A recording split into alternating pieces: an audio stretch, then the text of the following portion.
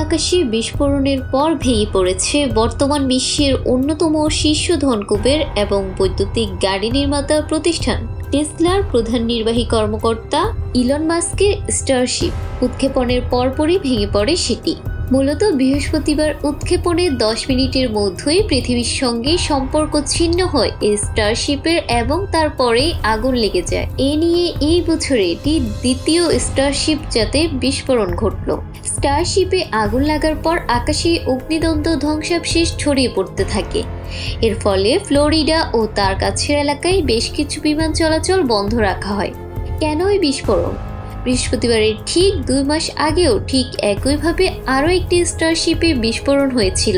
যুক্তরাষ্ট্রের president Donald ট্রাম্পের ঘনিষ্ঠ ধনকুবের ইলন মাস্কের স্পেস এক্সের এটি দ্বিতীয় ব্যর্থতা হিসেবে চিহ্নিত করা হচ্ছে। টেক্সাসের বোকা চিকে থেকে স্থানীয় সময় সন্ধ্যা 6:30টায় 403 ফুটে এই রকেটটি লঞ্চ করা হয়।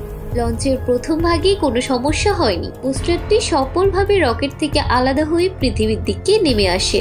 মাঝপথে তাকে ধরে ফেলে একটি ক্রেন। কিন্তু কিছুক্ষণের মধ্যেই স্টারশিপের বাকি অংশ ঘুরতে থাকে। একাধিক ইঞ্জিন বন্ধ হয়ে যায়। স্পেস এক্সের লাইভ ইভেন্টে তাদের মুখপাত্র ড্যান হুইট বলে, দুর্ভাগ্যবশত একই ঘটনা শেষবারেও ঘটেছিল। আমাদের খানিকটা প্র্যাকটিস হয়ে যাচ্ছে।